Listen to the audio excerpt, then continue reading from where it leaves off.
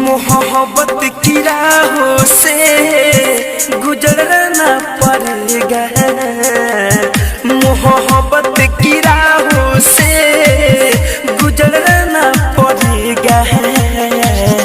तुम्हें यकीन ये के दिन तड़पना पड़ेगा, तुम्हें यकीन ये के दिन तड़पना पड़ेगा।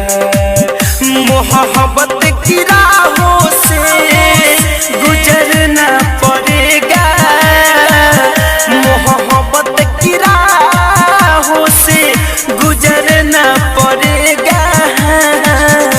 बाकी भी सब कुछ तुझे खोना पड़ेगा, मोहब्बत की राहों से गुजरना पड़ेगा, मोहब्बत की राहों से गुजरना पड़ेगा।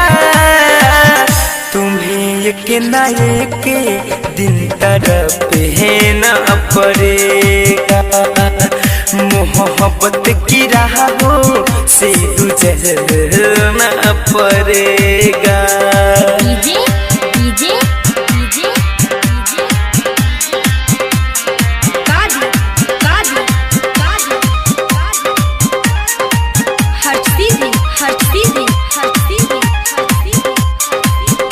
साखों से उड़ने लगे हैं पत्ते सारे, ख्वाबों का मंजर देखो है बिखरे। साखों से उड़ने लगे हैं पत्ते सारे, ख्वाबों का मंजर देखो है बिखरे। अखियन से आंसू बन के बरसना पड़ेगा,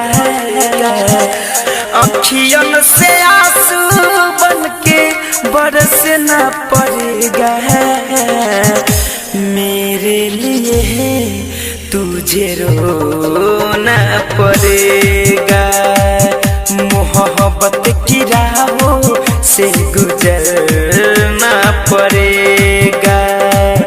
तुम्हें एक न एक दिन तड़पना पड़ेगा।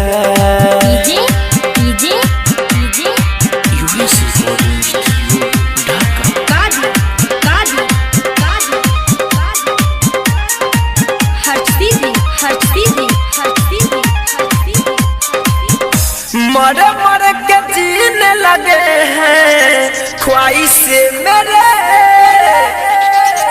छाने लगे हैं दिल में यादों के घेरे।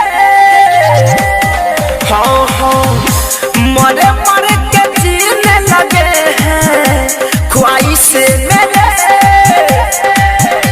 छाने लगे हैं दिल में यादों के घेरे। सांस बन के रूह तक धड़कना पड़ेगा, सांस बन के रूह तक धड़कना पड़ेगा।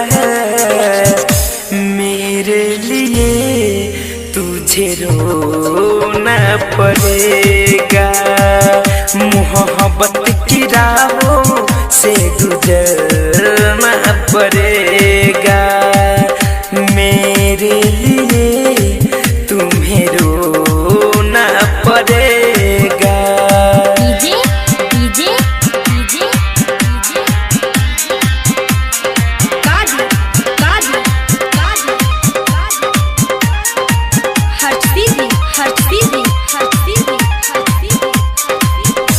धड़कन धनंजय कहता तू है आरज़ू, फिरोज थारू साहिल कि निकली जुस्तजू। धड़कन धनंजय कहता तू है आरज़ू, फिरोज मुकुमनी की निकली जुस्तजू।